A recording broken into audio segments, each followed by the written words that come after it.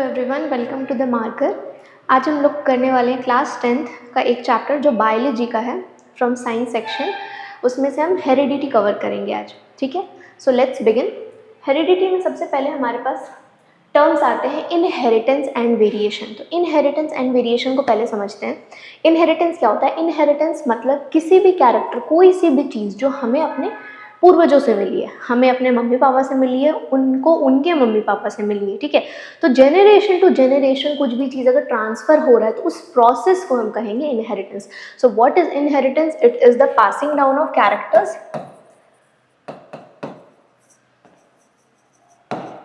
Characters from parents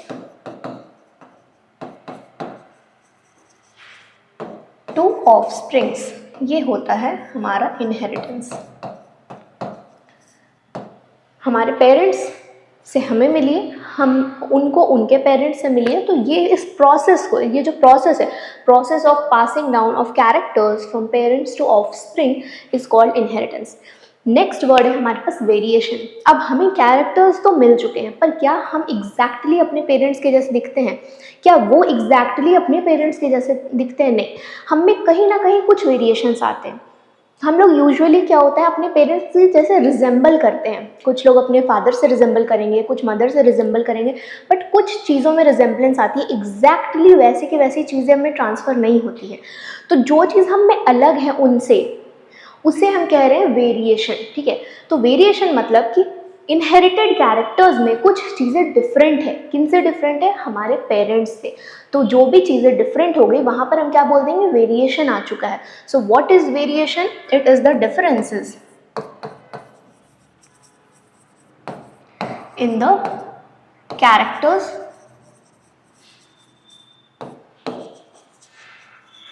which are inherited or which has been inherited.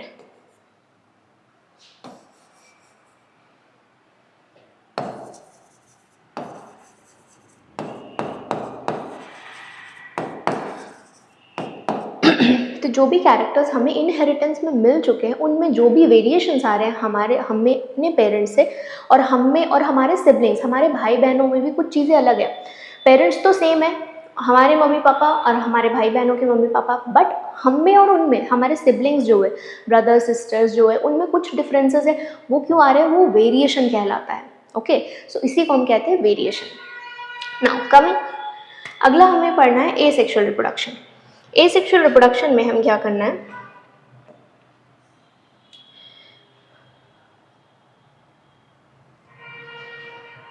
हम आ जाते हैं इस एक डायग्राम पर। ये एनसीईआरटी में आपके बना हुआ है डायग्राम। सो इस डायग्राम में क्या दिखाया गया है? This is a parent. ठीक है, दिस इज अ पेरेंट, और यहाँ से जो इनके ऑफस्प्रिंग्स बनेंगे उनमें किस तरीके से वेरिएशन आएगा, हमें क्या पता होना चाहिए। वेरिएशन इंपॉर्टेंट है सर्वाइवल के लिए इन एक्सट्रीम कंडीशन। कभी भी ऐसा एक्सट्रीम कंडीशंस आ गए, कभी भी ऐसा एडवर्स कंडीशंस आ गए, तो वहाँ पर वेरिएशंस इंपॉर्टेंट रोल प्ले करता है, वहाँ पर वेरिएशंस काम आ जाते हैं। हर वक्त ज़रूरी नहीं है वेरिएशन इंपॉर्टेंट हो, ओके, बट कुछ अनफेवरेबल कंडीशंस में variation can be a reason कि दैट इंडिविजुअल सर्वाइव्स। अब कैसे? फॉर एग्जाम्पल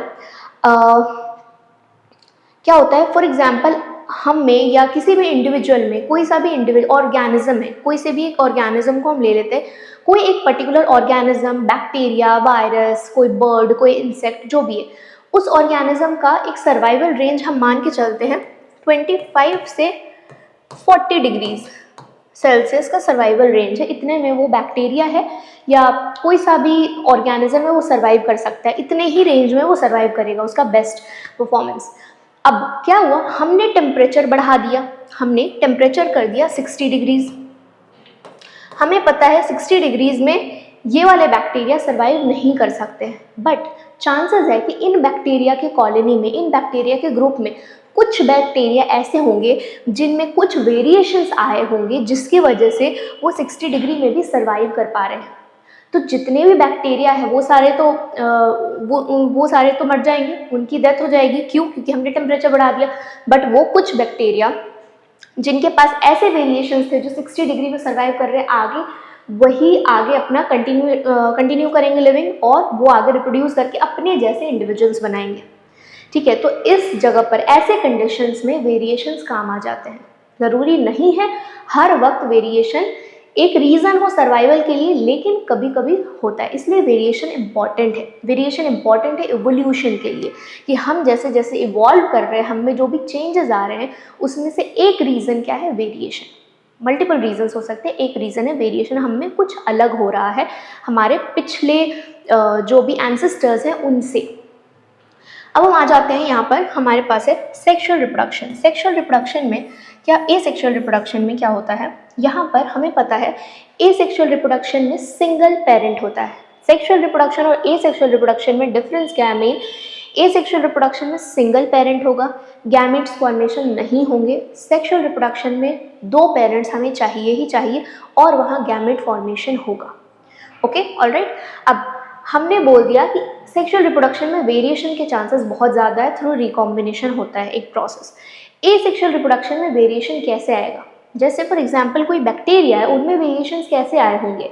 जैसे ये पेरेंट है, एसेक्सुअल रिप्रोडक्शन में हमें एक पेरेंट चाहिए होता है, तो ये एक पेरेंट है, ये एक पेरेंट ऑर्गेनिज्म है। इनके हमने 4 कैरेक्टर्स ड्रॉ कर लिए। कैरेक्टर नंबर 1 इस तरीके से हमने रिप्रेजेंट किया है, कैरेक्टर नंबर 2 इस तरीके से रिप्रेजेंट किया है, कैरेक्टर नंबर 3 और ये है कैरेक्टर नंबर 4। 4 कैरेक्टर्स हमने रिप्रेजेंट कर लिए हैं। अब यहाँ पर जब रिप्रोडक्शन होगा तो ये अपने जैसे ही इंडिविजुअल्स या अपने जैसे ही ऑर्गेनिजम्स बनाएंगे, तो ऐसा ही कुछ बनने वाला है, ये 2 ऑर्गेनिजम्स बनेंगे।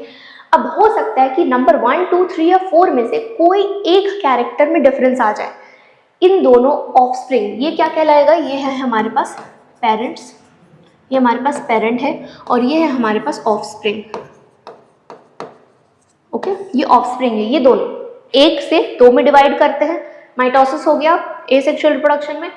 अब क्या हो रहा है? हो सकता है यहाँ पर 1, 2, 3 या 4 में से किसी एक कैरेक्टर में चेंज आ जाए, इसमें एक कैरेक्टर में चेंज आ जाए, इसमें पॉसिबल है। तो हम मान के चलते हैं यहाँ पर कैरेक्टर नंबर 4 में कुछ चेंजेस आ गए हैं, बाकी सारे कैरेक्टर सिमिलर है, बस कैरेक्टर नंबर 4 यहाँ पर चेंज हो चुका है। पेरेंट्स से कहीं ट्रेड्स सारे इनहेरिट हुए हैं, नंबर 1 भी इनहेरिट हुआ है यहाँ पर, नंबर 1, 2, 3 एंड 4 सारे ट्रेड्स इनहेरिट हुए हैं पेरेंट्स से, बट 4th नंबर में वेरिएशन आ चुका है। जैसे हमने यहाँ ग्रीन से ड्रॉ किया, ये 4th नंबर कुछ ऐसा सा हो गया है। ठीक है, तो हमने बोल दिया बाकी सब सेम है, 4th नंबर में वेरिएशन है।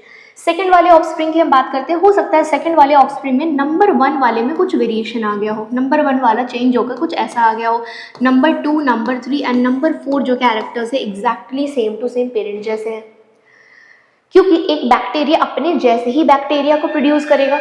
ऑलराइट, अपने जैसे ही बैक्टीरिया को प्रोड्यूस कर रहा है, बट हो सकता है वहां पर कुछ कंपोनेंट्स में, कुछ एक चीज़ों में चेंज हो गया है। तो इस वाले में दोनों इसके ऑफस्प्रिंग से, इस वाले में 4th नंबर पर कुछ थोड़ा सा चेंज हुआ है, एंड इस वाले में 1st नंबर वाले कैरेक्टर पर कुछ हल्का सा चेंज हुआ है। कैरेक्टर है बट स्लाइट चेंजेस है। अब इससे क्या होगा? ये दोनों पेरेंट्स से थोड़े से डिफर कर गए, थोड़े से वेरिएशंस आ गए, और ये दोनों आपस में भी थोड़े से डिफर कर गए। ऑलराइट, तो ऐसे ही एग्जाम्पल बना हुआ है आपके एनसीईआरटी में, जिसमें हमें ये बताया गया है कि एसेक्सुअल रिप्रोडक्शन में वेरिएशंस कैसे क्रिएट होते हैं। तो यहाँ पर जो वेरिएशंस हमें दिख रहे हैं क्रिएट हुए हैं, यहाँ पर नंबर 4 वाले कैरेक्टर में, यहाँ नंबर 1 वाले कैरेक्टर में जो वेरिएशन क्रिएट हुए हैं वो इस वजह से हुए हैं क्योंकि यहाँ पर जब डीएनए कॉपिंग हो रही थी तो वहाँ पर कुछ मिस्टेक्स हुए हैं, कुछ वहाँ पर गलतियाँ हुई हैं, जिसके वजह से यहाँ पर वेरिएशंस आए हैं, इसमें अलग कैरेक्टर में, इसमें अलग कैरेक्टर में। ओके, अब डीएनए कॉपिंग क्या है और डीएनए कॉपिंग क्यों ज़रूरी है? डीएनए कॉपिंग एक मैकेनिज्म है जिससे हम आगे फ्यूचर जनरेशन्स में सेम अमाउंट ऑफ डीएनए या same number of chromosomes transfer कर सकते हैं। फॉर एग्जाम्पल, अगर इस वाले, ये एक बैक्टीरिया है, पेरेंट बैक्टीरिया है, फॉर एग्जाम्पल हम इसे मान लेते हैं, ये हमारे पास एक बैक्टीरिया है, इस बैक्टीरिया के पास x नंबर ऑफ क्रोमोसोम्स है। ओके, ऑलराइट, या हम मान के चलते हैं इस बैक्टीरिया के पास ये क्रोमोसोम x नंबर या x amount of chromosomal material है।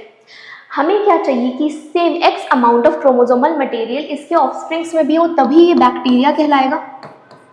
x amount of chromosomal material होना चाहिए, तो इस वजह से क्या होगा, पहले इस जब भी बैक्टीरिया डिवाइड करने लगेगा तो यहाँ पर पहले x से 2x होना चाहिए, तभी वो आगे फर्दर 2x में डिवाइड हो पाएगा। तो यहाँ पर क्या होता है, ये जो x number of chromosomal material है वो इस तरीके से होके 2x में कन्वर्ट होता है। ठीक है, तो ये वाला सिचुएशन हम क्या कहेंगे, क्रोमोसोम की डबलिंग हुई, डबल हो गया अमाउंट। डबल कैसे हुआ, इस क्रोमोसोम ने जो भी x नंबर है, ओके x क्रोमोसोम नहीं, x नंबर है, x y z नंबर, जैसे हम मैथ्स में लेते हैं ना, consider this to be an x या consider x to be this, तो उस तरीके से हम मान के चल रहे हैं x नंबर ऑफ क्रोमोसोम है, तो x नंबर ऑफ क्रोमोसोम की डबलिंग हुई। डबलिंग कैसे हुई, कॉपी करके, जैसे हम फोटो कॉपी करते हैं, एग्जैक्ट कॉपी बना रहे हैं। पर इस कॉपीइंग में कहीं ना कहीं थोड़े से मिस्टेक हो गए, कहीं ना कहीं गलतियां हो गई है, जिसकी वजह से थोड़े से चेंजेस आ गए हैं। अब ये जो 2x हुआ है, इन 2x को इस इधर एक x भेज दिया गया, इस साइड एक x भेज दिया गया, तो हमें जो दोनों ऑफस्प्रिंग्स मिले, दोनों में same amount of chromosomal material है जो पेरेंट्स में था, but with some amount of variations. Alright, तो ये होता है एसेक्सुअल रिप्रोडक्शन में, कैसे हमारे पास वेरिएशंस आए और डीएनए कॉपिंग क्या होती है और क्यों होती है। डीएनए कॉपिंग ज़रूरी इसीलिए है क्योंकि हमें पेरेंट में पहले क्रोमोसोम का नंबर, क्रोमोसोम के अमाउंट डबल करने हैं, तभी हम आगे दोनों ऑफस्प्रिंग्स में इक्वली उसे डिस्ट्रीब्यूट कर पाएंगे। अगर हम डबल नहीं करते, अगर यहाँ पर x अमाउंट ऑफ क्रोमोसोम ही रहता, 2x नहीं होता, तो हमें दोनों में इक्वली डिस्ट्रीब्यूट तो करना है। तो यहाँ पर क्या हो जाता, क्रोमोसोम का नंबर या क्रोमोसोमल अमाउंट x/2 हो जाता, और इस वाले में भी x/2। तो जब x/2 हाफ हो गया क्रोमोसोम, तो ये बैक्टीरिया नहीं रह जाएगा, कुछ और स्पीशीज बन जाएगा। जबकि हमें क्या करना है, रिप्रोडक्शन का मेन मोटो ही यही होता है, रिप्रोडक्शन इसीलिए किया ही जाता है कि अपने जैसे और ऑर्गेनिजम्स बनाने हैं। तो बैक्टीरिया रिप्रोड्यूस ही इसलिए कर रहा है क्योंकि उसे अपने जैसे और बैक्टीरिया बनाने हैं। तो यहाँ पर अगर हम डीएनए कॉपिंग नहीं करेंगे, अमाउंट डबल नहीं करेंगे, इक्वल अमाउंट में डिस्ट्रीब्यूशन नहीं होगा, तो यहाँ पर स्पीशीज ही चेंज हो जाएगी। तो ये इंपॉर्टेंस है डीएनए कॉपिंग का, और इस तरीके से एसेक्सुअल रिप्रोडक्शन में वेरिएशंस आते हैं इंडिविजुअल्स में, ऑर्गेनिजम्स में। ओके, नेक्स्ट हम आ जाते हैं inherited traits and rules of inheritance. Inherited traits मतलब जैसे हमने बोला कैरेक्टर्स इनहेरिट होते हैं। ओके, कैरेक्टर्स और ट्रेट्स में क्या डिफरेंस है, अभी हम जब मेंडल पढ़ेंगे, मेंडल्स लॉ ऑफ इनहेरिटेंस या मेंडल्स एक्सपेरिमेंट, वहाँ पर ये वर्ड आएंगे characters and traits.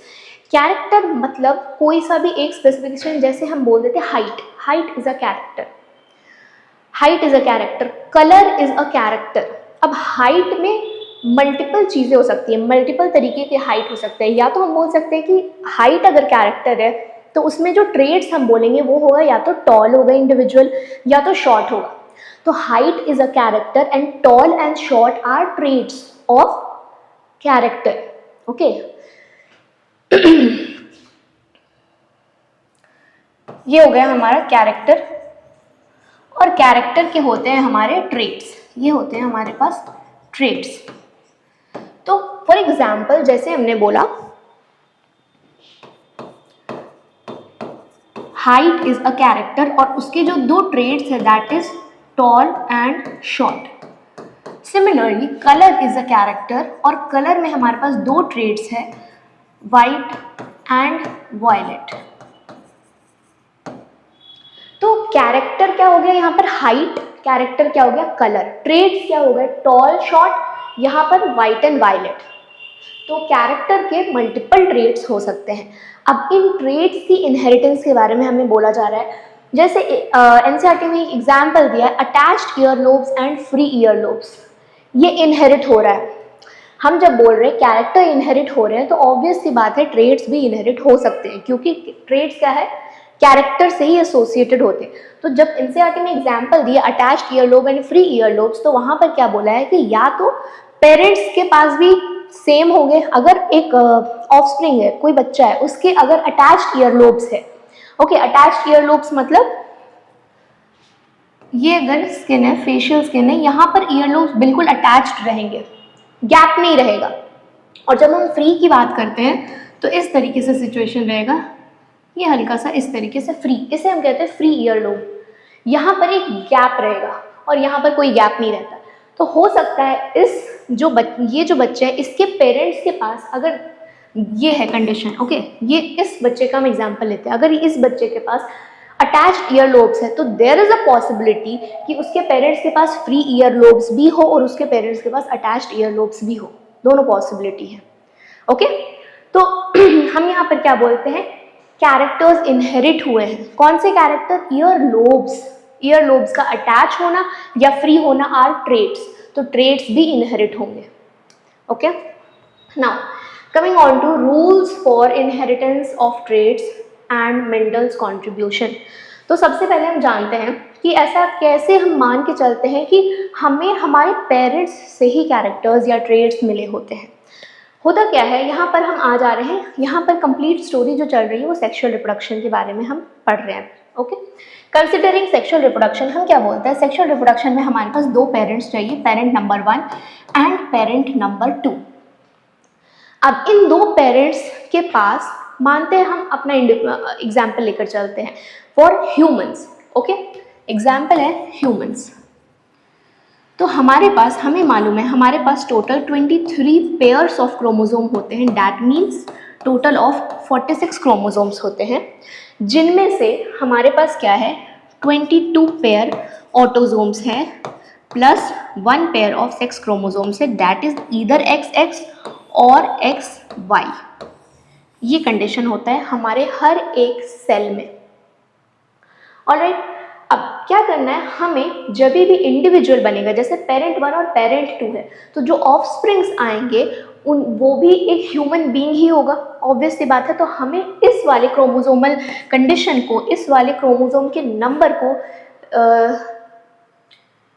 Exactly same रखना है, यही क्रोमोसोम नंबर होना चाहिए, इससे डिफर नहीं होना चाहिए। उसके लिए हम क्या करते हैं, यहाँ पर कॉन्सेप्ट आ रहा है गैमेट फ्यूजन की, तो गैमेट फ्यूज करेंगे, उसके बाद ये क्रोमोसोम नंबर रिस्टोर होगा। तो सबसे पहले अब हमें यहाँ पर क्या करना होता है, हम यहाँ पर करते हैं गैमेट फॉर्मेशन। गैमेट फॉर्मेशन में क्या हो जाता है, जितने नंबर ऑफ क्रोमोसोम्स, जैसे यहाँ पर हमारे पास 46 है पेरेंट 1 के पास भी, 46 है पेरेंट 2 के पास भी, ह्यूमंस की एग्जाम्पल ले रहे हैं। अभी हम मेंडल के एक्सपेरिमेंट्स पे नहीं जा रहे हैं, वहाँ हम पी प्लांट के एग्जाम्पल लेंगे। पी प्लांट में नंबर डिफरेंट होता है, पी प्लांट में टोटल 14 क्रोमोसोम्स होते हैं, 7 पेयर्स। ओके, यहाँ पर हम ह्यूमंस के एग्जाम्पल ले रहे हैं, इसलिए हम 46 की बात कर रहे हैं।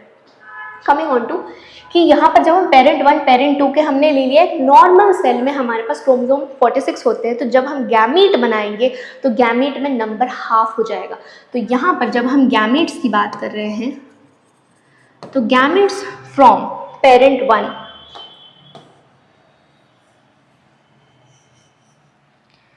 गैमेट्स फ्रॉम पेरेंट 1 हमारे पास जो बन रहा है दैट इज 23। हमें अभी कोई लेना देना नहीं है मेल कौन है फीमेल कौन है, हमने बस बात की गैमेट्स कैसे बन रहे हैं, बिल्कुल हाफ हो जा रहा है, और यहाँ पर भी 23। ऑलराइट, अब हम क्या करेंगे, हमने बना लिया है गैमेट्स, अब होता है इस गैमेट्स का fusion, that is called fertilisation. क्योंकि हमें पता है सेक्सुअल रिप्रोडक्शन में फर्टिलाइजेशन एक इवेंट होता है that results in the formation of zygote. Fertilisation से जाइगोट बनता है। तो हमने क्या किया, यहाँ पर हुआ है फर्टिलाइजेशन और फॉर्मेशन हो रहा है यहाँ पर जाइगोट, एंड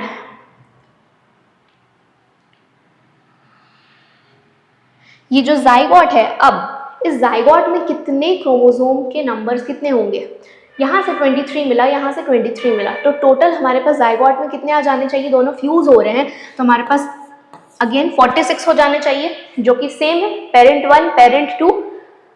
और जो जाइगोट बना ये आगे चलकर एक फीटस बनाएगा, एक नया इंडिविजुअल बनाएगा, एक ह्यूमन बीइंग बनेगा। तो यहाँ पर भी हमारे पास क्या हो रहा है, 46 क्रोमोसोम नंबर रिस्टोर। तो ये and this are the same species, क्योंकि एक स्पीशीज में नंबर ऑफ क्रोमोसोम्स इक्वल होने चाहिए, सेम होने चाहिए। तो हमने क्या किया, पेरेंट 1 पेरेंट 2 के क्रोमोसोम नंबर को हाफ किया। हाफ होने का मतलब है हमने गैमेट्स बनाए, यहाँ पर गैमेट्स में आधे आधे जाएंगे, तभी बाद में फ्यूज होकर वो रिस्टोर कर देंगे ओरिजिनल नंबर को। अगर हम यहाँ हाफ नहीं करते, 46 ही चले जाते गैमेट्स में और यहाँ से भी 46 चले जाते, तो हमारे पास यहाँ टोटल नंबर 92 हो जाता। तो that is not the chromosomal number of human beings. 92 नहीं होते हमारे पास, किसी भी सेल में हमारे पास 46 होते हैं।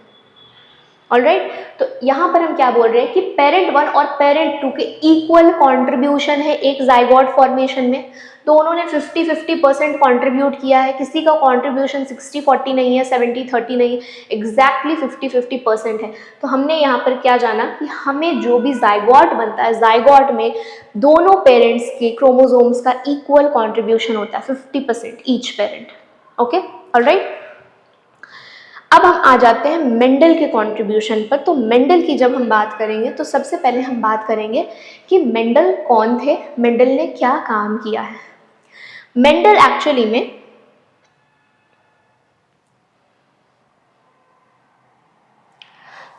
मेंडल की जब हम बात कर रहे हैं तो मेंडल एक साइंटिस्ट थे जो एक्चुअली में मैथमेटिशियन थे और उनको बायोलॉजी में भी बहुत इंटरेस्ट थी। मैथमेटिक्स भी वो पढ़ते थे, बायोलॉजी भी वो पढ़ते थे, तो उन्हें बहुत इंटरेस्ट था बायोलॉजी में भी, प्लस उन्हें मैथ्स बहुत अच्छे से आती थी। उन्होंने क्या किया, उन्होंने गार्डन पी, जो हम मटर खाते हैं normally day to day life में जो हम मटर खाते हैं, एग्जैक्टली वही गार्डन पी पर एक्सपेरिमेंट किया। उन्होंने क्या देखा कि गार्डन पी प्लांट जो है उसके मल्टीपल कैरेक्टर्स उन्होंने उठाए और उस कैरेक्टर्स के मल्टीपल ट्रेट्स उठाए। तो हमें पता क्या रखना है कि यहाँ पर मेंडल ने कौन कौन से कैरेक्टर्स उठाए हैं। तो कैरेक्टर्स जो उठाए मेंडल ने ऑफ पी प्लांट और उन कैरेक्टर्स के ट्रेट्स कौन कौन से हमें पढ़ने हैं। तो सबसे पहला कैरेक्टर जो मेंडल ने उठाया था वो था height of the plant, height of the P plant. Mendel ने देखा कि या तो पी प्लांट टॉल है या तो शॉर्ट है, कोई इंटरमीडिएट हाइट नहीं है। तो हाइट ऑफ द प्लांट के दो ट्रेट्स हैं, ईदर टॉल और शॉर्ट, दोनों ट्रेट्स हो गए। Next, height of the plant के बाद मेंडल ने उठाया colour of flowers. P plant में फ्लावर्स थे, तो कलर ऑफ द फ्लावर्स में उनको दो कलर दिखे, वायलेट एंड वाइट। उन्होंने ये दो क्या हो गए, ट्रेट्स हो गए of character. What, colour of the flower is the character और ट्रेट्स क्या हो गए हमारे पास, वायलेट और वाइट। नेक्स्ट, मेंडल ने उठाया शेप ऑफ सीड या सीड शेप, जिसमें दो ट्रेट्स मिले, दैट इज राउंड और रिंकल्ड। ठीक है, इधर राउंड और रिंकल्ड, ये दो शेप मिले। ये थे कैरेक्टर्स ऑफ पी प्लांट जो मेंडल ने उठाए थे। अब क्या किया मेंडल ने, एक एक कैरेक्टर उठाया और उस पर एक्सपेरिमेंट करते गए। तो हमें सारे कैरेक्टर्स नहीं पढ़ने हैं, क्योंकि मेंडल को एक्चुअली में क्या मिला, सारे कैरेक्टर्स जितने भी उन्होंने पढ़े थे उनमें सेम टू सेम रिजल्ट्स मिले। जो रिजल्ट्स किसमें आ रहे थे, हाइट ऑफ द प्लांट में, जो उन्होंने मैथमेटिक्स का फॉर्मूला लगाया, जिस तरीके से उन्होंने रिजल्ट कंक्लूजन डिराइव किया, एग्जैक्टली जब उन्होंने कलर ऑफ फ्लावर पर एक्सपेरिमेंट किए, सेम एक्सपेरिमेंट रिपीट किया, सेम रिजल्ट्स आए। यहाँ पर भी एक्सपेरिमेंट जब रिपीट किया गया with round and wrinkle seed, same results मिले। तो हम एक कैरेक्टर को उठा के उसमें मेंडल का रिजल्ट पढ़ लेंगे, तो that will be applicable for all three. तो सबसे पहले हम आते हैं मेंडल के इस कैरेक्टर पर। नाउ हमें पढ़ना है मेंडल का मोनोहाइब्रिड क्रॉस और inheritance of single trait. Monohybrid cross को हम कहते हैं inheritance of a single character. Okay, monohybrid cross और inheritance of one character. Now one character कौन सा हमने लिया, सबसे इजी, हम हाइट से स्टडी कर लेते हैं, सेम टू सेम रिजल्ट हमें सब में मिलेंगे। सो हाइट को अगर हम ले रहे हैं तो हमने क्या लिया है, हाइट ऑफ प्लांट, जिसमें हमारे पास इधर टॉल मिलेगा प्लांट और शॉर्ट मिलेगा। नाउ मेंडल ने क्या किए, दो पेरेंट्स चाहिए हमें, क्योंकि हम यहाँ पर क्या देख रहे हैं, सेक्सुअल रिप्रोडक्शन देख रहे हैं। दो पेरेंट्स चाहिए, तो एक पेरेंट, अभी कोई स्पेसिफाइड नहीं है कौन सा मेल है कौन सा फीमेल है, doesn't matter, parent number 1 parent number 2। एक पेरेंट मेंडल ने लिया टॉल, दूसरा पेरेंट शॉर्ट, और मेंडल ने लिए प्योर लाइंस, मतलब जैसे टॉल प्लांट की जो जीन कॉम्पोजिशन है वो एक क्रोमोसोम में जो एलील्स होंगे सेकेंड क्रोमोसोम में एग्जैक्टली सिमिलर वाले एलील होंगे। फॉर एग्जाम्पल जैसे हम क्या बोलते हैं, ये हमारा ऐसा कुछ क्रोमोसोम होता है, ये हमने क्रोमोसोम बना लिए, पेयर में एक क्रोमोसोम है, क्रोमोसोम के इस पोजीशन पर होते हैं हमारे पास एलील्स और जीन। देखो what is gene and what is allele. अगर हम बात करें gene is a segment of DNA which codes for certain protein. जैसे हम क्या करते हैं, हमें पता है दिस इज अ डीएनए और डीएनए का अगर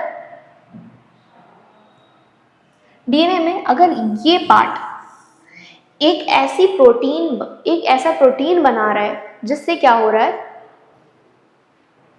डीएनए का ये पार्ट एक ऐसा प्रोटीन बना रहा है जिससे एक टाइप का प्लांट हार्मोन या एंजाइम बन रहा है जिसकी वजह से प्लांट का हाइट बढ़ रहा है, प्लांट टॉल हो रहा है, तो हम क्या बोलेंगे, this part of DNA is synthesising some amount of protein, कुछ एंजाइम, कुछ हार्मोन्स जो प्लांट की हाइट को बढ़ा रहा है, तो कुछ काम कर रहा है, कुछ भी वर्क हो रहा है इस पार्ट ऑफ डीएनए से। तो अगर कोई सा भी एक डीएनए सेगमेंट जो कोई भी प्रोटीन बनाए that is doing some work, उसको हम क्या बोलते हैं, gene. So this is a gene. Okay, a segment of DNA that codes for a certain protein is called a gene. Coming on to alleles. Alleles मतलब a segment of chromosome. ये जो DNA है ये DNA ही chromosome बनाता है। जब हम DNA की, अगर DNA हमें ये ऐसा दिख रहा है तो दैट मीन्स ये खुला हुआ DNA है। अगर हम इस DNA को पैक करेंगे सेल में तो हमारे एक सेल में अप्रोक्सीमेटली, अगर हम ह्यूमन बींग्स की बात करें तो 2.2 मीटर्स लॉन्ग डीएनए होता है। उतने बड़े डीएनए को हमें एक ऐसे सेल में एडजस्ट करना है जो दिखता भी नहीं है हमें। सो हम यहाँ पर क्या करेंगे, डीएनए को एडजस्ट करने के लिए हम इसकी सुपर कॉइलिंग करते हैं। तो जब ये सुपर कॉइल होगा तो कुछ ऐसा दिखने वाला है हमें, तो ये कुछ इस तरीके से सुपर कॉइल होगा। तो जब ये सुपर कॉइल करता है तो हमें फाइनली जाके क्रोमोसोम का स्ट्रक्चर मिलता है। तो हमने क्या बना लिया, डीएनए सुपर कॉइल करके क्रोमोसोम बना रहा है। क्रोमोसोम के एक सेगमेंट को हम बोलेंगे एलील। तो यहाँ पर अगर दो अलग अलग क्रोमोसोम हैं जो कि इस पॉइंट पर अटैच्ड है तो यहाँ पर दो अलग अलग एलील होंगे। A segment of chromosome is called allele which will code for a certain enzyme, protein और हार्मोन, कुछ एक काम करना चाहिए। तो यहाँ पर this is allele number 1 and this is allele number 2। Clear? तो हमने क्या बोला कि ये दोनों एलील सेम होने चाहिए। ऐसे प्लांट मेंडल ने एज पेरेंट लिए। टॉल पेरेंट जो है, इनके पास जो टॉल प्लांट है इसके पास भी अगर ये क्रोमोसोम के पेयर है, यहाँ पर जो एलील्स मिलेंगे, ये दो एलील्स मिलेंगे, ये सेम टाइप के मिलेंगे। और शॉर्ट वाले में भी हमारे पास ये क्रोमोसोम है जिसमें यहाँ पर सेम पोजीशन पर मिलेंगे। ओके, हाइट के लिए अगर हम बात कर रहे हैं तो सेम पोजीशन पर दोनों क्रोमोसोम में हाइट के लिए मिलेंगे एलील्स। अगर हम कलर की बात कर रहे हैं तो कलर वाले यहाँ हो सकते हैं, लेकिन दोनों में सेम पोजीशन पर ही होंगे। तो हाइट के लिए यहाँ पर जो होंगे वो सेम टाइप के होंगे और यहाँ पर भी जो होंगे सेम टाइप के एलील होंगे, टाइप सेम होगा। इसको हम कहते हैं प्योर लाइन। तो मेंडल ने जो पेरेंट्स उठाए थे वो प्योर लाइन उठाए थे। अब हम आ जाते हैं कि एलील 1 एलील 2 हमें काम आएगा। नाउ हम क्या बात कर रहे हैं, इसे हम क्या बोल रहे हैं, पेरेंट जनरेशन। तो जब हम पेरेंट जनरेशन की मेंडल ने क्रॉसिंग करवाई, यहाँ पर फर्टिलाइजेशन हुआ गैमेट्स में, तो जो ऑफ स्प्रिंग्स बने उनको हम बोलते हैं F1 जनरेशन और फिलियल 1 जनरेशन। F1 और फिलियल 1 जनरेशन। यहाँ पर जो ऑफ स्प्रिंग्स मेंडल को दिखे वो सभी के सभी टॉल दिखे। इन ऑफ स्प्रिंग्स में से कोई से भी ऑफ स्प्रिंग शॉर्ट हाइट के नहीं थे, सभी टॉल थे। बट होना क्या चाहिए था, क्योंकि पेरेंट में एक शॉर्ट था तो कुछ ऑफस्प्रिंग्स तो शॉर्ट होने चाहिए थे, बट यहाँ पर सभी टॉल दिखे। मेंडल ने कंटिन्यू किया इस एक्सपेरिमेंट को फर्दर। यहाँ पर हम कराएंगे अब F1 की हम कराएंगे सेल्फ पॉलिनेशन या फिर सेल्फिंग, जिसे हम सेल्फिंग कहते हैं। नॉट सेल्फी, फोटो खींचने वाला सेल्फी नहीं है, सेल्फिंग है, ओके, सेल्फिंग या सेल्फ पॉलिनेशन। और अब जो ऑफस्प्रिंग्स मिलेंगे हम उसे बोलेंगे F2 generation. Parent generation, F1 generation, F2 generation, आगे F3 F4 इस टाइप से जनरेशन चलते जाएंगे। हमें F2 तक बस पढ़ना है। हमने क्या कराया, टॉल प्लांट की सेल्फ पॉलिनेशन करवाए, और सेल्फ पॉलिनेशन के बाद जो F2 में ऑफस्प्रिंग्स मिले वो कैसे दिखे, वो दोनों टाइप के हमें मिले, मतलब मेंडल को मिले, टॉल भी मिले और शॉर्ट भी मिले, एंड उनका रेशियो था 3:1। आउट ऑफ 4 3 टॉल थे, 1 शॉर्ट थे। अगर हम यही बोले कि हमें 8 प्लांट्स मिले हैं टोटल, F2 जनरेशन में हमें टोटल ऑफस्प्रिंग का नंबर 8 मिला है, अगर टोटल 8 ऑफस्प्रिंग्स मिले हैं तो उसमें से कितने टॉल हो जाएंगे। यहाँ पर हम क्या बात कर रहे हैं, आउट ऑफ 4 3 टॉल है, 1 शॉर्ट है। अगर हम आउट ऑफ 8 बात करेंगे तो 6 टॉल होंगे और 2 शॉर्ट हो जाएंगे। रेशियो सेम रहने वाला है, नंबर ऑफ ऑफस्प्रिंग्स हम क्वेश्चन में कितने भी डाल सकते हैं। हम बोल सकते हो टोटल 16 ऑफस्प्रिंग्स थे हमारे पास। 16 ऑफस्प्रिंग्स में से बताओ कि F2 generation of a monohybrid cross में मेंडल को जो टॉल प्लांट्स के नंबर थे वो कितने मिले। हो जाएगा क्योंकि रेशियो सेम रहने वाला है, ओके।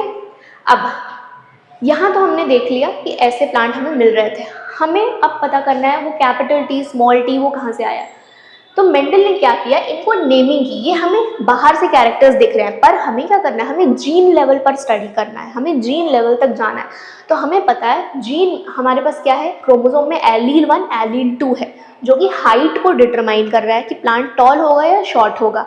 अब इस एलील 1 और एलील 2 की हमने नेमिंग की। नेमिंग कैसे की, मतलब मेंडल ने की। मेंडल ने नेम कैसे किया, हमने मतलब मेंडल ने एग्जैक्टली नेम नहीं किया था उनको एज एलील, मेंडल ने फैक्टर्स बोला था, बट बाद में उनकी नेमिंग हुई एज एलील, ठीक है। मेंडल को एलील वर्ड नहीं पता था, मेंडल ने एलील वर्ड नहीं दिया है। अब क्या हुआ कि यहाँ पर क्या किया गया, जो भी डोमिनेटिंग ट्रेट है, हमें पता चला कैसे डोमिनेटिंग ट्रेट है, क्योंकि दोनों कैरेक्टर्स में से F1 जनरेशन में जो कैरेक्टर्स दिख रहे हैं उसे हम क्या बोलेंगे, वो डोमिनेटिंग ट्रेट है, क्योंकि रिसेसिव वाले को डोमिनेट कर दिया गया है, रिसेसिव वाले खुद को एक्सप्रेस नहीं कर पाए। तो हमने क्या बोला, जो एक्सप्रेस हो गया दैट इज डोमिनेटिंग। तो जो डोमिनेटिंग ट्रेट हमें मिला कौन सा, टॉल। तो टॉल का पहला अल्फाबेट हमने T उठा लिया और उस पर हमने इस एलील की नेमिंग कर दी। तो अब अगर हम एलील पढ़ेंगे तो जो डोमिनेटिंग, टॉल इज डोमिनेटिंग, क्यों, क्योंकि F1 जनरेशन में डोमिनेट कर गया। Out of tall and short toll he express हो पाया, प्लांट टॉल हुए, कोई भी प्लांट शॉर्ट नहीं हुआ, तो टॉल डोमिनेट हो गया। तो अब हम क्या बोलेंगे, यहाँ पर जो डोमिनेटिंग ट्रेट है उसके लिए हम कैपिटल T लिखने वाले हैं। तो यहाँ पर इस तरीके से हम लिखेंगे इस प्लांट के लिए, और जो रिसेसिव है वो भी T से डिनोट करेंगे बट स्मॉल लेटर। और अब हम यहाँ पर मानते हैं क्रोमोसोम पर आते हैं। अगर ये टॉल प्लांट, पेरेंट जनरेशन की बात करें, पेरेंट में अगर ये टॉल का है तो हम क्या बोलेंगे, एलील 1, क्या एलील 1 भी हमारे पास कैसा है, कैपिटल T है, एलील 2 भी हमारे पास कैपिटल T है, हमने नेमिंग कर दी।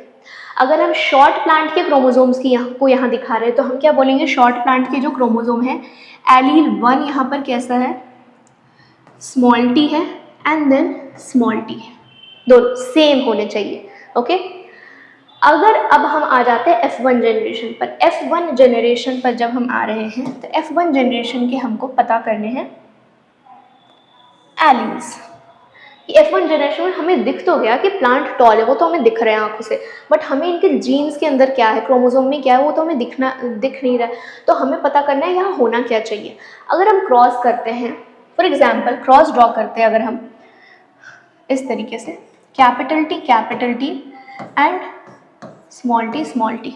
अब अगर हमें क्रॉस ड्रॉ करना है तो हम एक पेरेंट का एक एलील ले रहे हैं, दूसरे पेरेंट का एक एलील ले रहे हैं।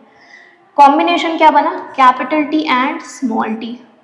इस पेरेंट के एक एलील के साथ दूसरे पेरेंट का दूसरा एलील ले रहे हैं, कैपिटल T स्मॉल t। ये पेरेंट का ये एलील यूज हो चुका है। अब हम आ जाते हैं इस वाले एलील पर। इसके साथ अगर हम बनाएं capital T small T and then again इस एलील को यूज़ करें, इसके साथ फ्यूज़ करें कैपिटल टी स्मॉल टी। अच्छा, हम ये फ्यूजन क्यों कर रहे हैं? क्योंकि हम यहाँ कंसिडर कर रहे हैं कि गैमीट्स बने हैं। गैमीट्स में हाफ नंबर ऑफ क्रोमोसोम होते हैं, तो हर पेरेंट का हाफ क्रोमोसोम और दूसरे पेरेंट का भी हाफ क्रोमोसोम को हम मिला करके क्या बोलेंगे, एक ऑफस्प्रिंग के क्रोमोसोम होंगे। तो ये जो क्रोमोसोम हमें मिले हैं, जीन्स के मिले हैं हमें टाइप्स, ये सारे ऑफस्प्रिंग के F1 जनरेशन में जितने भी प्लांट्स आए होंगे सब में इस तरीके के हमारे पास एलील के कॉम्बिनेशन होंगे। तो ये जो हमें टॉल प्लांट दिख रहा है सारे के सारे capital T and small T है, राइट? कोई कंफ्यूजन? कोई कंफ्यूजन नहीं होना चाहिए। हमें क्या हो रहा है, हमने क्या किया, पेरेंट 1 पेरेंट 2 हमने गैमेट बनाए। क्यों गैमेट बनाए थे? हाफ करने के लिए, बाद में हम रिस्टोर करेंगे फर्टिलाइज करने के लिए, ठीक है। अब हमने क्या किया, इस पेरेंट का आधा क्रोमोसोम, इस पेरेंट का आधा क्रोमोसोम, दोनों को लेकर फ्यूज कर दिया। तो इस पेरेंट का पहले क्रोमोसोम ये वाला लिया, फिर ये वाला लिया, दोनों को फ्यूज, अगेन इस वाले के साथ इस वाले को फ्यूज किया, फिर हम इस पर आ जाते हैं, इस वाले के साथ इसे फ्यूज किया एंड देन अगेन इस वाले को इसके साथ फ्यूज किया। टाइप हमें कितने मिल रहे हैं? कैपिटल टी स्मॉल टी सारे हैं, तो टाइप 1 मिल रहा है और हमें प्लांट कैसा दिख रहा है, टॉल। तो हम क्या बोल सकते हैं, F1 जनरेशन में मोनोहाइब्रिड क्रॉस के हमें प्लांट टॉल दिख रहा है। और उसका अगर हम जीन का टाइप या जीन के कॉम्पोजिशन की बात करें, एलील्स कैसे हमें मिलेंगे, capital T small T. Alright, अब इसे हम आगे कंटिन्यू करते हैं toll and short F2 plants में, F2 जनरेशन में। तो F2 जनरेशन में अब हम क्या कर रहे हैं, F2 जनरेशन में हम सेल्फिंग करा रहे हैं F1 जनरेशन की पेरेंट्स की। तो F1 जनरेशन में पेरेंट्स का हमें बस जीन कॉम्पोजिशन क्या है, capital T small T, parent number 1 capital T small T, और सेल्फ करा रहे हैं, मतलब एक हमारे पास जो फ्लावर है उस फ्लावर में ये हो गया हमारा पिस्टिल एंड ये हो गया हमारे पास एंथर, राइट, स्टेमन। तो हमने क्या किया, यहाँ पर इसी के पॉलन ग्रेन्स को उठा करके यहाँ पर फर्टिलाइजेशन करा दिया, ठीक है। तो स्टेमन और पिस्टिल में गया सेम प्लांट का ही हमारे पास जीनोटाइप गया है, बट हमने क्या बोला, दो गैमेट्स इन्वॉल्व हुए हैं, दो अलग टाइप के गैमेट्स इन्वॉल्व हुए हैं। यहाँ पर एग सेल होगा और यहाँ पर क्या होंगे हमारे पास पॉलन ग्रेन्स, ठीक है। तो हम यहाँ क्या बोलेंगे, इस जो एंथर है, क्योंकि ये प्लांट सेम है तो कैपिटल टी स्मॉल टी होगा यहाँ पर भी, और यहाँ पर भी हमारे पास capital T small T composition होगा। तो हम क्या बोलेंगे, इसे हम पेरेंट 1 टाइप और पेरेंट 2 टाइप कंसिडर कर सकते हैं, ऑल्दो एक ही पेरेंट के अंदर बन रहा है, पर दो अलग अलग हम बोल रहे हैं गैमीट्स बनेंगे, तो हम गैमीट्स पर फोकस करते हैं। तो यहाँ पर एक गैमीट बनेगा, ओके। जब हम इसके क्रॉस कर रहे हैं तो इस टाइप से हम लिखने का लिख सकते हैं, बिकॉज एंथर के भी कैपिटल टी स्मॉल टी है एंड एग का भी कैपिटल टी स्मॉल टी है। अब हम गैमीट्स बना रहे हैं, यहाँ पर एग बनेगा, एग इज अ गैमीट, और यहाँ पर पॉलन ग्रेन बनेंगे जहाँ पर मेल गैमीट होता है। ओके, अब हम गैमीट कैसे बना रहे हैं, यहाँ पर सी गैमीट कैसे बनेगा, हाफ जाएगा तो एक गैमीट ये बनने वाला है, एक गैमीट ये बनने वाला है। तो एग सेल में ईदर ये हो सकता है और ये हो सकता है। जब हम मेल गैमीट की बात करेंगे, एग और मेल गैमीट फ्यूज होगा, तो मानते हैं हम ये एग है, ये मेल गैमीट है, और दो अलग अलग टाइप के हमारे पास सेल्स हैं, मान लिए गैमीट्स हैं। अब गैमीट कैसे, एग में या तो कैपिटल टी होगा या तो स्मॉल टी होगा। कंसिडर तो हम दोनों करेंगे, प्रोबेबिलिटी लेकर चल रहे हैं ना, हम तो एक नहीं कंसिडर करेंगे, हम यहाँ पर प्रोबेबिलिटी की बात कर रहे हैं। तो कुछ भी हो सकता है, चांसेस है दोनों के जाने की।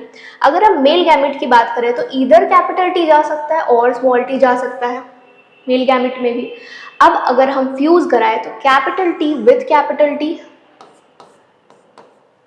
Capital T with this small T, again this small T with this capital T and this small T with this small T.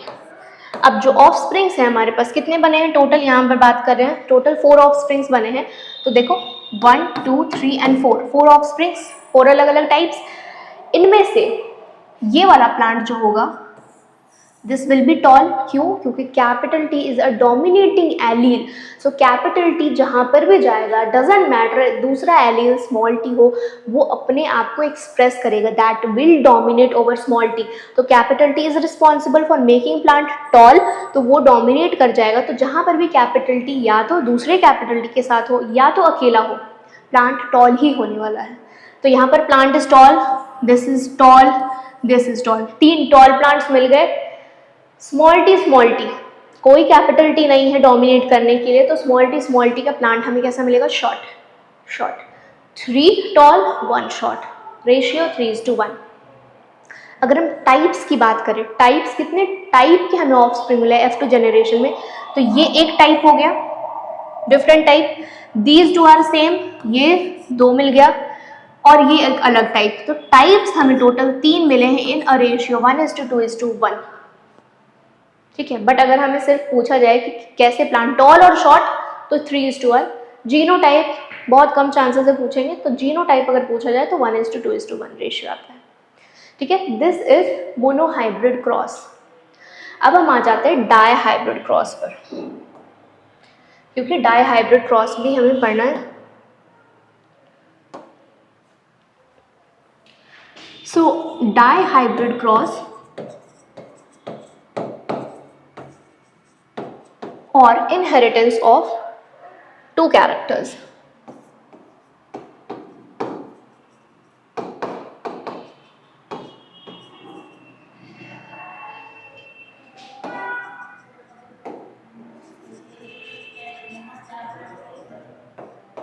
Inheritance of 2 characters. Okay. अब डाईहाइब्रिड क्रॉस में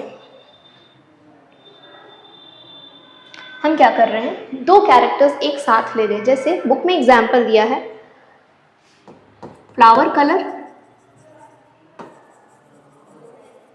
एंड हाइट, और we can take seed colour and seed shape. So हम seed colour seed shape को consider करके चलते हैं, okay. तो seed colour and seed shape की अगर हम क्रॉसिंग कराए, तो सबसे पहले seed colour is a character जिसमें हमारे पास 2 ट्रेड्स है, येलो और ग्रीन। सीड का कलर इधर येलो होगा और ग्रीन होगा, तो yellow is dominating, capital Y से डिनोट करेंगे हम इसके एलील को, और ग्रीन को स्मॉल वाई से डिनोट करेंगे एलील को, okay. Seed colour, seed shape, seed shape is a character जिसके 2 ट्रेड्स है, इधर राउंड जिसे हम कैपिटल R से डिनोट करेंगे क्योंकि ये डोमिनेटिंग एलील है, और इसका अगर ये इधर स्मॉल r हो साथ में और कैपिटल R हो, सीड हमेशा राउंड ही बनेगा। नेक्स्ट दूसरा है हमारे पास रिंकल्ड, रिंकल्ड स्मॉल r से डिनोट करेंगे because it is a recessive allele, recessive trait के लिए रिस्पॉन्सिबल है ये एलील। अब हम आ जाते हैं यहाँ पर, हम फिर से लेते हैं पेरेंट जनरेशन। पेरेंट जनरेशन जो मेंडल ने लिया था, that was yellow coloured seed with round shape, और दूसरा पेरेंट जो लिया that is green coloured seed with wrinkled shape, okay. अब F1 ड्रॉ करते हैं, एग्जैक्टली जैसे हमने मोनोहाइब्रिड क्रॉस किया था, एग्जैक्टली एक एक कैरेक्टर लेकर हम F2 डाईहाइब्रिड पर काम कर सकते हैं, ओके। F1 जनरेशन पर अगर हम आते हैं तो कंसिडर करते हैं सबसे पहले सीड के कलर को, तो येलो और ग्रीन में से डोमिनेटिंग कौन सा है? येलो है, हमने यहाँ लिख दिया। तो एग्जैक्टली जैसे मोनोहाइब्रिड में हमने किया था, डाईहाइब्रिड भी वैसे इंडिविजुअल कैरेक्टर अपने अपने तरीके से इनहेरिट होंगे एज मोनोहाइब्रिड क्रॉस, यहाँ पर कोई मिक्सिंग नहीं होने वाली है, तो वैसे ही इनहेरिट होने वाले हैं।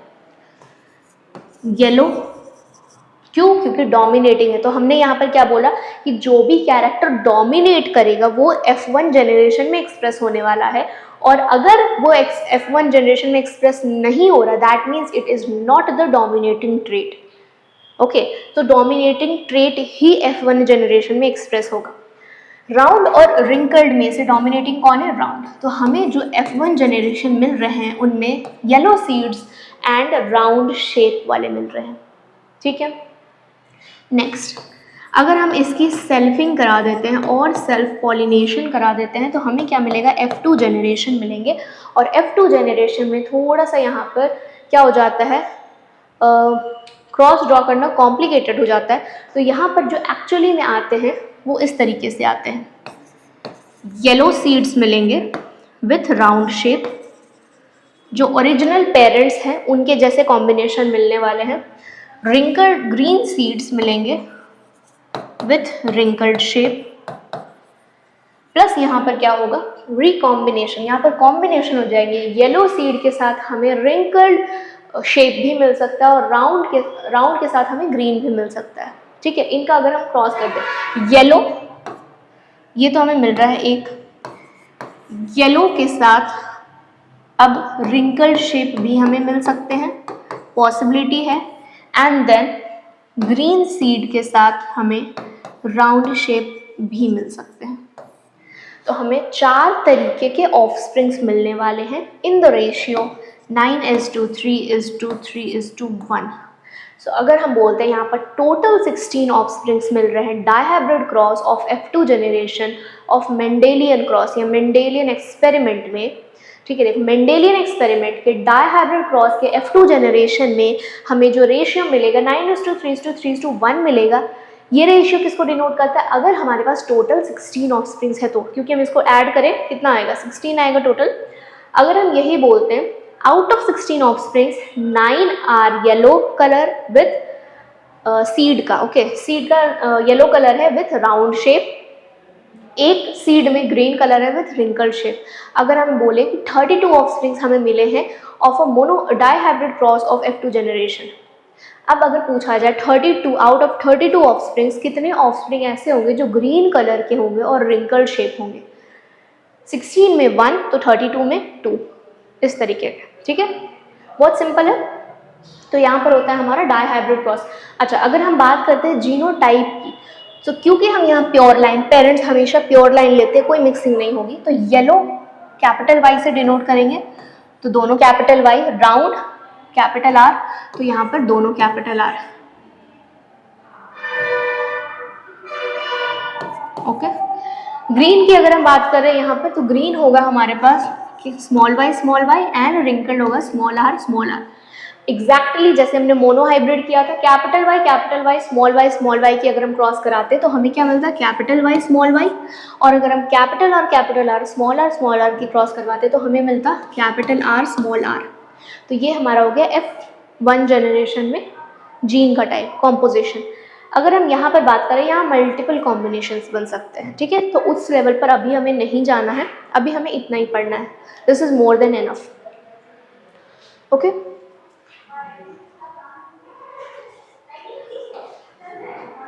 नेक्स्ट हम आते हैं how do traits get expressed.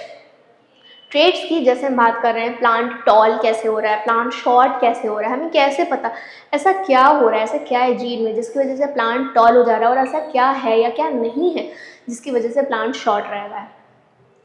तो यहाँ पर बात आती है कि हम जब भी जीन्स की बात करें तो जीन्स एक्चुअली डायरेक्ट कुछ काम नहीं करते हैं, ओके। फॉर एग्जाम्पल,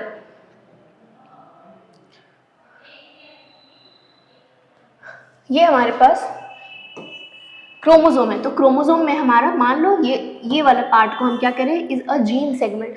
तो ये जीन डायरेक्ट कोई काम नहीं करेंगे, जीन कुछ आगे इंफॉर्मेशन ट्रांसफर करेंगे। जैसे जीन जो है हमारे, जीन हम कहें या फिर हम कहें डीएनए, जीन और डीएनए एक आरएनए बनाता है, ठीक है। डीएनए से आरएनए बनता है एंड देन फाइनली हमारे पास बनता है प्रोटीन और एंजाइम्स। प्रोटीन जिसमें हम बोल सकते हैं ईदर एंजाइम और हार्मोन,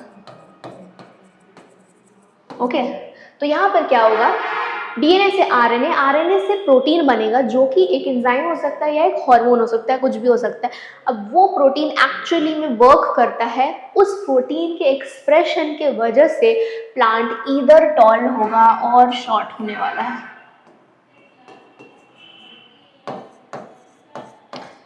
अब कैसे होगा टॉल और कैसे होगा शॉर्ट? देखो, अगर ये जीन ने अपना काम सही से किया, सही प्रोटीन बने सफिशिएंट अमाउंट में, एक तो क्वालिटी सही है, क्वांटिटी सही है, दोनों सही है, तो जो प्लांट बनने वाला है वो क्योंकि प्लांट के हाइट को बढ़ाएगा तो प्लांट हमारे पास टॉल बनेगा। जीन ने प्रोटीन बनाया जिसकी क्वालिटी सही है, जिसकी क्वांटिटी सही है, सफिशिएंट अमाउंट में बना और सही प्रोटीन बना है, वो क्या करेगा, प्लांट के हाइट को बढ़ाएगा तो प्लांट हमारा टॉल बन जाएगा। अब अगर डीएनए से जो प्रोटीन बना है या तो उसकी क्वालिटी खराब है, जो जैसे प्रोटीन हमें बनना चाहिए वैसा नहीं बना है, और जितने अमाउंट में बनना चाहिए उतने अमाउंट में नहीं बना, सफिशिएंट नहीं बना, इधर क्वालिटी या क्वांटिटी में कमी हो गई या प्रोटीन बना ही नहीं, तो जब हाइट बढ़ाने वाला प्रोटीन कम बना, खराब क्वालिटी का बना या बना ही नहीं, तीनों केस में क्या होगा, प्लांट के हाइट पर इफेक्ट पड़ेगा, तो उस केस में प्लांट शॉर्ट हो जाता है। ऐसा नहीं होता कि इसके लिए अलग प्रोटीन बन रहा है, सो अलग एक प्रोटीन है जो प्लांट को टॉल बना रहा है और अलग एक प्रोटीन है जो प्लांट को शॉर्ट बना रहा है, नहीं, वो प्रोटीन जो प्लांट को टॉल बनाता है उसकी कमी की वजह से प्लांट शॉर्ट हो जाता है।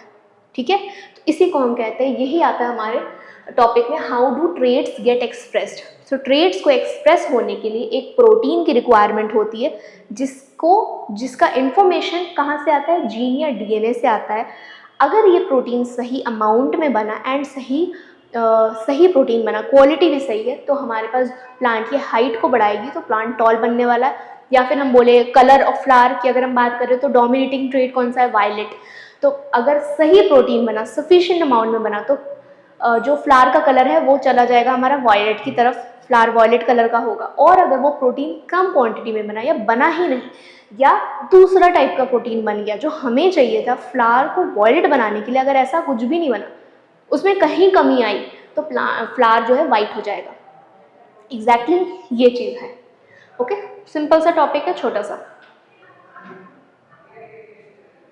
अब हम आ जाते हैं हमारे लास्ट टॉपिक पर, that is sex determination. Sex determination में क्या होता है कि हमें पता है कि ह्यूमंस में या फीमेल्स में, जैसे हम पहले जेनेटिक सेक्स डिटर्मिनेशन की बात कर लेते हैं, तो क्या होता है, फीमेल्स, ह्यूमन में फीमेल और मेल होते हैं। तो ह्यूमंस में हम बोलते हैं कि male is responsible for the child being a male और फीमेल। जैसे जेनेटिक में क्या होता है, जेनेटिक में जीन्स जो डिसाइड होते हैं, ये हमारे पास हमारा सेल है, न्यूक्लियस है, और यहाँ पर है हमारे क्रोमोसोम्स। कितने क्रोमोसोम, इसमें हम एग्जाम्पल अगर लिखेंगे तो एग्जाम्पल है हमारे पास human beings. Okay, human beings, जैसे एग्जाम्पल को अगर एक्सप्लेन करें, ह्यूमन बींग्स में हमारे पास एक सेल में टोटल 46 क्रोमोसोम्स होते हैं, जिसमें से हमारे पास टोटल 44 ऑटोसोम्स होते हैं, नॉर्मल क्रोमोसोम्स, एंड एक पेयर हमारे पास इधर XX होगा और XY होने वाला है। अगर XX है प्लस 44 है तो हम क्या बोलेंगे, दिस इज अ फीमेल, और 44 प्लस XY है तो हम क्या बोलेंगे, दिस इज अ मेल। ये तो हमें पता है, ह्यूमंस के केस में ऐसा ही होता है। हम क्या बोल रहे हैं, ये हमारे नॉर्मल सेल में है। अब अगर हम इसके गैमीट्स बनाएं, तो जब गैमीट्स बनाते हैं तो इसके फीमेल के गैमीट्स क्या होंगे, 22 प्लस X। ठीक है, यहाँ पर तो दोनों X है, तो जो दोनों गैमेट्स बनेंगे उसमें सेम जाएगा 22 प्लस X, या फिर दूसरा वाला बनेगा तो भी 22 प्लस X, तो टाइप एक ही हो गया। पर मेल में दो अलग अलग टाइप के गैमेट्स बनते हैं, जहाँ पर मेल में गैमेट जो बनेगा इधर 22 प्लस X बनने वाला है और 22 प्लस Y बनने वाला है। तो मेल के पास दो अलग अलग गैमेट्स हो गए। अब हमें क्या करना है, गैमेट्स का फ्यूजन कराना, दैट इज फर्टिलाइजेशन। जब हम गैमेट्स के फ्यूजन करा रहे हैं, अगर फ्यूजन इस तरीके से हुआ, अगर हमने बोला कि इनका फ्यूजन हुआ, ये मेल गैमेट एक, ये फीमेल तो सेम ही रहने वाला, 22 प्लस X ही आएगा, कोई सा भी गैमेट बना लो। पर मेल में दो अलग अलग टाइप, अगर मेल के X वाले गैमेट के साथ फीमेल का X वाला कंबाइन हो गया तो यहाँ पर क्या कॉम्पोजिशन होगा, 44 प्लस अगेन 44 प्लस X हमें क्या मिलेगा, this is again a female. अगर मेल के Y वाले गैमेट के साथ फीमेल का X वाला फ्यूज कर रहा है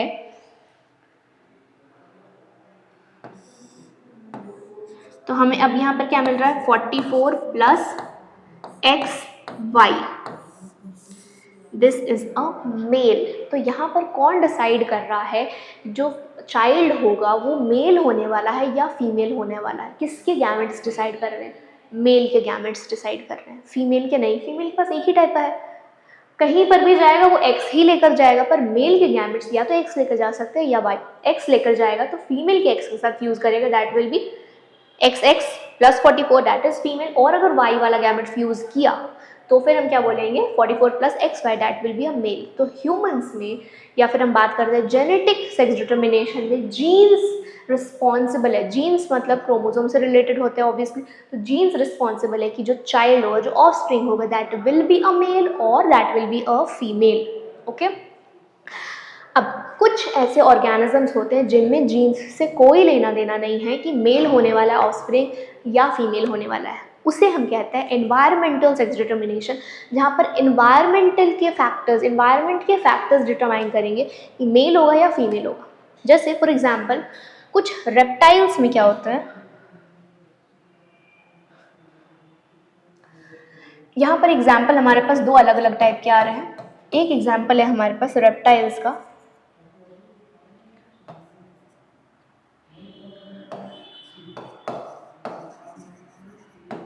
कुछ रेप्टाइल्स में क्या होता है, रेप्टाइल्स जो एग्स ले करते हैं, ठीक है, तो इनके एग्स जो होते हैं फर्टिलाइज्ड एग्स हैं। ओके, फर्टिलाइज्ड एग्स को जिस इन्वायरमेंट में रखा जाए, कोल्ड या वार्म इन्वायरमेंट में रखा जाए, अकॉर्डिंग टू दैट डिसाइड होगा कि मेल होने वाले हैं जो ऑफस्प्रिंग्स होंगे या फीमेल होने वाले। तो यहाँ पर टेम्परेचर डिसाइड करेगा। फर्टिलाइज्ड एग्स में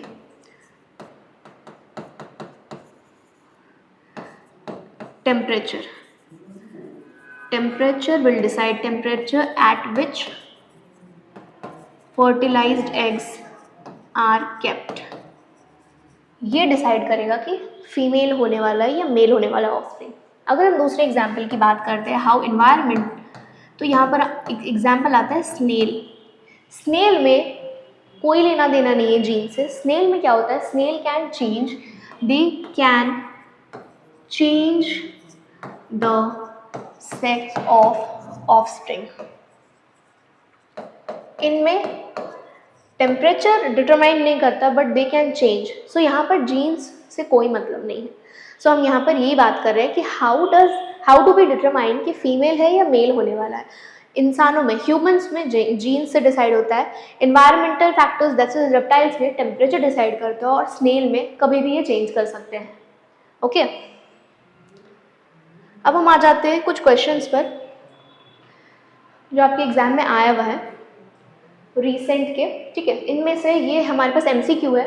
कंसिडर द फॉलोइंग स्टेटमेंट्स हमें पढ़ना है एक एक करके। The sex of the child is determined by what it inherits from mother. क्या ये सही है? सेक्स ऑफ द चाइल्ड, अभी हमने पढ़ा मदर के गैमेट्स एक ही टाइप के होते हैं, मदर के गैमेट में सिर्फ X टाइप ऑफ क्रोमोसोम ही जाएगा, तो वहां पर ये स्टेटमेंट तो गलत है, सो this is wrong. The sex of the child is determined by what it inherits from father, बिल्कुल सही। फादर में दो अलग अलग टाइप के गैमेट बनते हैं, या तो X लेकर जाने वाला है या तो Y। तो अगर Y जाएगा, फीमेल के X के साथ कंबाइन करेगा, तो वहां पर क्या होगा, XY, that is the male. और अगर फादर का भी X गया, मदर का भी X आया, तो XX, that will be a female. तो ये स्टेटमेंट सही है हमारे पास। अब the probability of having a male child is more then that of a female, नहीं, एग्जैक्टली 50% होता है। कैसे 50% होता है? हमने यहाँ पर पढ़ा, यहाँ पर हम क्या बोल रहे हैं, दोनों चांसेस है, तो या तो XX बनने वाला है या तो XY बनने वाला है। तो यहाँ पर 50-50 चांसेस, ऐसा कुछ भी नहीं है कि यहाँ पर एक थर्ड ऑफस्प्रिंग बन रहा है, हमने दिखाया, तो दो ही चांसेस है, या तो XX ये कॉम्बिनेशन होगा या तो इसके साथ ये कॉम्बिनेशन होगा, ठीक है। तो यहाँ पर हम क्या बोलेंगे, इट इज 50%, कोई ज़्यादा नहीं, तो this is wrong. Next, sex of a child is determined at the time of fertilization when male and female gametes fuse to form a zygote. Yes, at the time of fertilization जब gamete का fusion हो रहा है, तब यहाँ पर determine होगा कि X गया है साथ में या XY गया, that will determine whether it is a male child और it is a female child. तो ये हमारे पास सही है। सो हमारे पास कौन कौन से दो ऑप्शन आई है, सेकेंड एंड फोर्थ, तो ये हमारे पास आंसर सेकेंड है इसका। Okay, second, chromosomes carry heredity information from parents to offspring. Correct. This is correct. Chromosomes are thread-like structures located inside the nucleus of animal cell. Correct. Next, always exist in pair in reproductive cell. नहीं, हर एक cell में होते हैं और हर एक cell में pair में होते हैं, not in only reproductive cell, ये गलत है. Are involve in the process of cell division. Yes, okay, ये सेल डिविजन में क्रोमोसोम्स बिल्कुल इन्वॉल्व होते हैं. बिना क्रोमोसोम्स के सेल डिविजन का क्या मतलब है? सेल डिवीजन हो ही रहा है ताकि हम क्रोमोसोम को इक्वली बांटे तो वहाँ पर इक्वल पहुँचे. तो सेल डिवीजन क्रोमोसोम्स यहाँ पर रिलेटेड है, तो दे आर इन्वॉल्व. तो हमारे पास आंसर क्या हो गया? First, second and fourth. This is our answer. Next question है, ये केस बेस्ड क्वेश्चन है. Mendel worked out the rules of heredity by working on garden pea using a number of visible contrasting characters. Okay. He conducted several experiments by making a cross with one or two pairs of contrasting character. One pair में हमने monohybrid पढ़ा, two pair में हमने dihybrid cross पढ़ा. Contrasting characters of pea plant. On the basis of his observations, he gave some interpretations which helped to study the mechanism of inheritance. अब हम आ जाते हैं. When Mendel crossed pea plant with pure tall and pure short characters, pure tall, pure short characters to produce F1 progeny, which two observations were made by him in F1 plants. देखो question क्या बोल रहा है. हमने क्या किया? Pure tall लिया, pure short plant लिया, ये पेरेंट जेनरेशन हमने क्या किया? F1 प्रोजेनी बनाया जिसमें हमने ये मिला, कैपिटल टी स्मॉल टी. ठीक है, क्वेश्चन हमें ये समझा रहा है. हमें क्या बताना है? Which two observation were made by him in F1 plant. दो ऑब्जर्वेशन क्या मिले हमें? पहला कि कोई भी character is determined by two alleles और टू फैक्टर्स और a pair of a combination of two alleles. ठीक है, कोई से भी फैक्टर्स के दो कॉपीज होंगे. एक जो फैक्टर है, फैक्टर क्या है? इसे हम फैक्टर कह रहे हैं. इसके दो अलग अलग टाइप्स होंगे जो इस चीज को डिटरमाइन करेगा कि इधर the plant will be toll और शॉर्ट. तो यहाँ पर हम क्या बात करें? एलील्स की. ठीक है, कि कोई किसी भी कैरेक्टर के लिए, किसी भी कैरेक्टर या ट्रेट के एक्सप्रेस होने के लिए दो टाइप ऑफ फैक्टर्स होंगे जो डिटरमाइन करेगा कि वो ट्रेट कैसा होगा, इधर टॉल होगा या शॉर्ट होगा. पहला ऑब्जर्वेशन. सेकेंड ऑब्जर्वेशन, जो भी डोमिनेटिंग एलील होने वाला है वो ही एक्सप्रेस होगा in F1 generation. Recessive will not be expressed. So यहाँ पर डोमिनेंस को प्रूव किया जा रहा है. Dominance of what? The dominating allele. Okay, so ये दो ऑब्जर्वेशंस में लेते हैं. Next, right one difference between dominant and recessive trait. Dominant and recessive trait में एक डिफरेंस क्या होगा? ये होगा कि जो डोमिनेटिंग ट्रेट है वहाँ पर दोनों डोमिनेटिंग एलील्स की ज़रूरत नहीं होती है उसे एक्सप्रेस होने के लिए. It will be expressed irrespective of both the alleles being of same type. और जो रिसेसिव ट्रेट है वहाँ पर दोनों सेम टाइप के एलील्स होने चाहिए तभी वो एक्सप्रेस होगा. ठीक है. In a cross with two pair of contrasting trait. Okay, जैसे हमारे पास ये है, Mendel observed 4 types of combination in F2 generation. हमने पढ़ा 4 types of combination.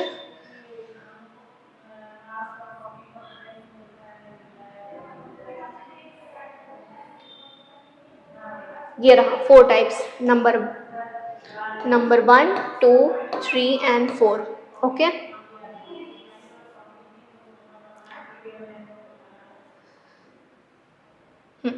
Mendel observed 4 types of combination in F2 generation. By which method did he obtain F2 generation? By which method he obtained F2 generation? हमने क्या किया? F1 generation में हमने self pollination कराया, selfing कराया. तो हम क्या बोलेंगे? By which method? Self pollination of what? Self pollination of F1 plant. Self pollination of F1 plant, तब हमें F2 जनरेशन मिला.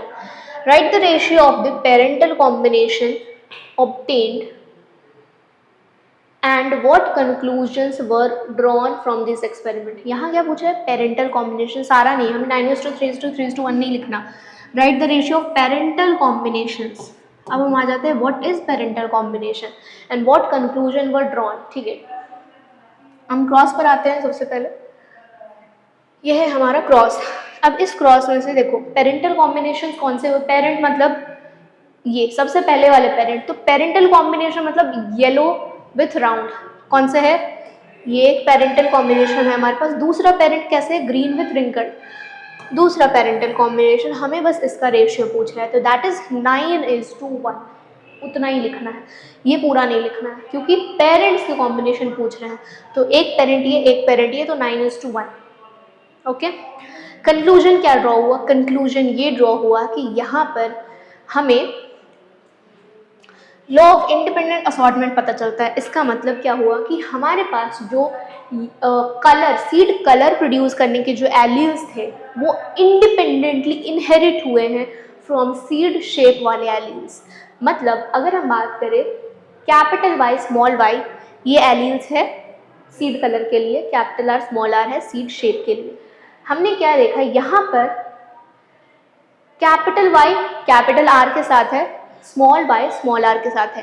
बट यहाँ पर क्या हो रहा है इस कॉम्बिनेशन में, हम यहाँ पर एक पॉसिबिलिटी है कि यहाँ पर येलो सीड है, तो पॉसिबिलिटी क्या है हमारे पास? कैपिटल वाई स्मॉल वाई हो सकता है. देयर इज अ पॉसिबिलिटी, क्योंकि एक रिसेसिव एलील भी हो तो भी ये डोमिनेट कैपिटल वाई ही करेगा. There is a possibility wrinkled होने का. रिंकल्ड होने में क्या है? रिंकल्ड स्मॉल आर ही होने वाला है. अब यहाँ पर जब हम आते हैं ग्रीन, तो ग्रीन में स्मॉल वाई ही होने वाला है because it is a recessive trait. And round में there is a possibility capital R small R हो. राइट.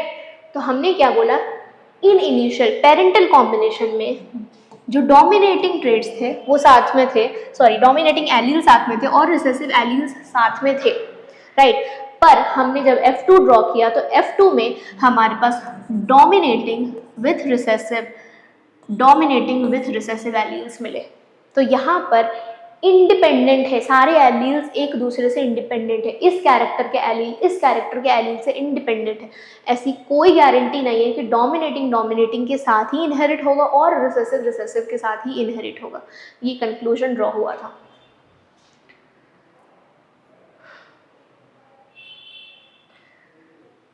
अब यहाँ पर इस थर्ड वाले क्वेश्चन में एक ऑप्शन है, तो या तो हम ये क्वेश्चन अटेम्प्ट करेंगे थर्ड नंबर में, फर्स्ट टू अटेम्प्ट करना ही है. थर्ड में ऑप्शन है इधर दिस और दिस. तो justify the statement it is possible that a trait is inherited but may not be expressed. Yes, a trait is inherited but is not expressed. अगर क्या होगा वहां पर इस कंडीशन में,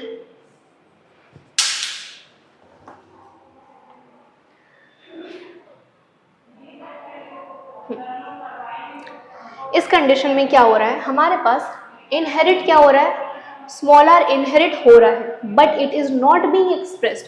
हमारे पास स्मॉल वाई इनहेरिट हो रहा है but it is not being expressed.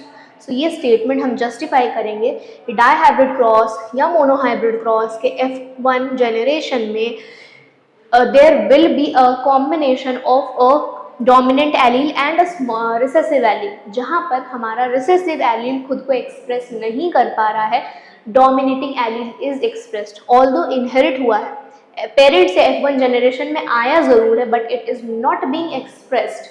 Okay. Similarly हम जब F1 जनरेशन में आते हैं ऑफ अ मोनोहाइब्रिड क्रॉस, तो मोनोहाइब्रिड की अगर हम बात करें तो हमारे पास ये पेरेंट्स थे